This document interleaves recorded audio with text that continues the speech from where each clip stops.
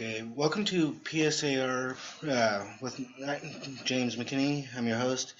Welcome with two new guests from one of my favorite stations. I would like to introduce Erik and Justin. So first off, I would like to have you guys introduce yourselves and how did you guys know each other, and then we could go to your podcasts. How do we know each other? Interesting. Well, we were once lovers. So wrong. Erik and I are cousins. We grew up together. I'm older than him. Older than a lot of my cousins, except for a select few that are older than myself. But from a pretty young age, I was interested in the paranormal. I had used a Ouija board when I was younger. I used tarot cards when I was younger. And it got me interested into thinking of a lot of different things. I used to always be fascinated by Bigfoot, Loch Ness Monster, ghosts, aliens, you name it. And, when I got to the point where I was kind of going so far down the rabbit hole that I thought I knew it all, Erik and I had started talking. It was actually just after I got divorced. I moved back to Ohio, and we would always work out. And then afterwards, we would always talk about werewolves and vampires, or we would be sitting out by the campfire with a beer. And the one day I was like, you know what? We should really do a show about this. And that was when our first show, Night Stalkers, was born. And it's been 8 years since. And yeah, it's been a roller coaster so far. And, Erik has a different perspective than I do now compared to when we first started. But it's been interesting, to say the least, and it's been awesome to sit and debate with him now about different things compared to when we both believe basically the same thing. So, right. Erik, if you want to add to that. Yeah, no, well, I mean, let's give a little description about myself real quick, I guess. It's right along the same lines as Justin. My sisters and I, we grew up in a haunted house. Nice. And we played with the Ouija board quite a bit. And one night we were playing with it, and the piece that we were using got really hot, and we couldn't touch it any longer. So we got really freaked out. And from that day on, weird things started happening. A lot of footsteps like coming up and down the stairs from the basement, lights flickering, odd noises in the attic. My sister would see silhouettes of people. One time she saw myself sitting over myself, which is, a little weird. Yeah. And then I ended up moving. We ended up moving about 10 minutes away to another house, and something seemed to have followed us or manifested at this house as well. And so, I started hearing a bunch of things like whispers, and someone would whisper my name in the middle of the night and wake me up. And it happened for months on end until one day I found out my sister was hearing the same exact thing, and it was really intriguing at that point. Like, okay, so it's not just in my head. So I started doing some research, and I started getting into the paranormal investigative type of thing. And I started doing a lot of demonology and learning more about demons and so on and so forth. And that's when I became attacked by a demonic entity, and it lasted for about 3 months. It was a 3-month demonic oppression and affliction.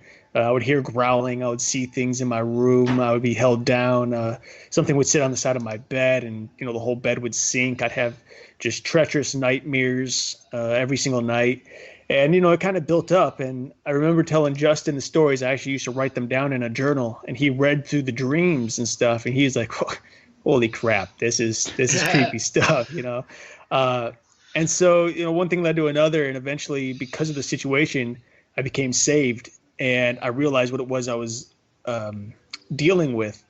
And so I, called on the Lord to help, and he helped me. And from that day on, we started continue doing the radio show, and I just kind of slowly changed my opinions and my views on the paranormal. And at first it was a little rough. It's just I wouldn't even say it was a slow. It was like when we finally got saved again, it was like boom. you know what? You guys are wrong. You're talking to demons, blah, blah, blah, blah, blah, blah, blah, blah, blah, blah, blah. Yeah. And I don't blame him for that. Believe it or not, I truly don't. I think he had found his faith again, and he was proud of it, and I'm very happy that he was. But one thing that I've told him a couple of times on air and off, like, he's come a long way since when he was first saved to now, because now he can talk to somebody from a different perspective, such as, for example, we had a guy on who I didn't realize he was a medium, and he came out and said he was a medium, and he talked to him just like you would any other guest, and the guy even said, I don't know. Maybe I am talking to demons, but I don't know for sure. Wow. So it was kind of interesting to hear that. I can't even remember the guy's name now. Why can't I remember his name? Because we've had so many guests on. Yeah, no, right. But it was that. One thing that I can say about Erik is he's come a long way in his faith to where he can sit and debate with people and not necessarily believe what they believe, but be like, okay, well, this is what it says in the Bible. This is what I believe. I don't think you're right, but you're... Oh, I think the difference is now I have a conversation with people. When I became saved again, or born again, I should say, because I'm not sure I ever was really saved until September of 2009. I used to just cut people. I just used to cut people down. I was like, I'm pulling out my broadsword, my axe. I'm taking you down no matter what. I don't, you're pagan, you're Wiccan, you're this, you're that, whatever. I'm right, you're wrong. And it was just that kind of drilling that I did. And it wasn't really until after Night Stalkers ended and Justin and I split up and we went our different ways in the Paranormal Radio that I began to just pray and learn and understand how it is as a Christian you should be speaking with and conversing with people of other faiths and beliefs. And so when I started doing a show called Forgotten Truth Radio, I became decent friends with some pagans and Wiccans and, mediums and so on and so forth. And it was really cool because as a Christian, it's tough for them to talk to, it was tough for them to talk to Christians because Christians are always cutting people down, cutting down pagans and stuff, telling them they're evil. And I was one of the first in the paranormal community at this particular network to be open to what they wanted to tell me and share with me. And, I never cut them down, but I would stand my ground and say, look, I'm, in my personal view and understanding, I think you're wrong. And I think what you're doing is relatively promoting Satan. But you do what you got to do. I'm going to stand here and say what I got to say. You take it or leave it. It's whatever. And I became good friends with them. And when I finally quit the show and walked away for a year, I had those pagans turn to me and say, hey, we just want to thank you for being a Christian that we can actually talk to and converse with and teach us and vice versa. So, it came a long way. Had a lot of ups and downs, but it's really cool to be where we're at today. With Paratruth Radio and, having on these new guests who come from a bunch of different backgrounds. And, we have friends in high places. We have friends in low places, really. And it's really a great thing. That's cool. Well, I had one question for just for interest's sake. I do listen to your shows when you do post them. I remember a while ago you guys mentioned that you guys used to do hauntings and did your own investigations. How did a lot of those go? And basically to add, what was your most creepiest and most memorable interviews? Okay. Well, first and foremost, and Erik can vouch for this, paranormal investigations are not what you see on TV. They're not packed full of evidence that points to the afterlife and ghosts or demonic entities or life after death. Most of the time you're sitting in a dark area by yourself, basically talking to yourself and snapping photos, and more times than not, you don't get anything. A couple of times you get some stuff where it scratches your head and you think to yourself, God, what is that? It's saying something to me, but what is it saying? And you have to manipulate the audio and make it as clear as you can. And a lot of times, and again, Erik can vouch for this. A lot of investigative teams will go into a place, get their stuff, go to the client and say, this is what we think it's saying. They don't ask them, do you hear that? What is it saying? So you're trying to basically make people hear what you're hearing to validate things. Am I wrong in that respect, Erik? No, I think in that case, I think a lot of investigators tend to manipulate the evidence because they might hear one thing and they want to believe that what they heard was correct. And so they try to lead other people on to believe the same thing instead of letting them come up with their own conclusion. Because often at times, if you catch a spirit on an EVP and it says, I don't know, my name is Jack, and then you give it to somebody else and ask them what they hear, they might say, oh, it said he was whacked.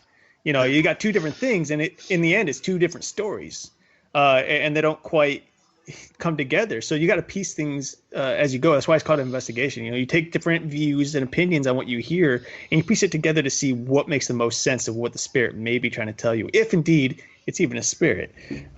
You know, sometimes you just have something from the outside atmosphere seeping in, you know, from outdoors, somebody walking down the street saying something, and when you're in the basement of some rickety old bar like we've been and there's somebody outside talking, you don't realize it's a person. You know, you catch it on the EVP, you don't hear it with your own ears. And you're like, oh my gosh, that was a ghost. But then you talk to other people and they're like, oh no, there was someone out here or someone out there. And yeah, it's just, you got to keep your mind open to it and try not to push other people to believe the same things you're believing, because otherwise you end up with just one conclusion and that might not be the truth. Well, and you've come to me even after we were done with the investigative team, and this was actually just recently, have sent me audio, and you're like, what do you think it's saying? And I said whatever it was, and you're like, no, it sounds more like this. And I'm like, I guess I can hear that, but I'm still hearing this. Mm-hmm. So we had to agree to disagree on that, because he was hearing one thing, I was hearing something else. As far as the creepiest, are you asking the creepiest place we've investigated or the creepiest guest we've had on our show? Both would work. Okay.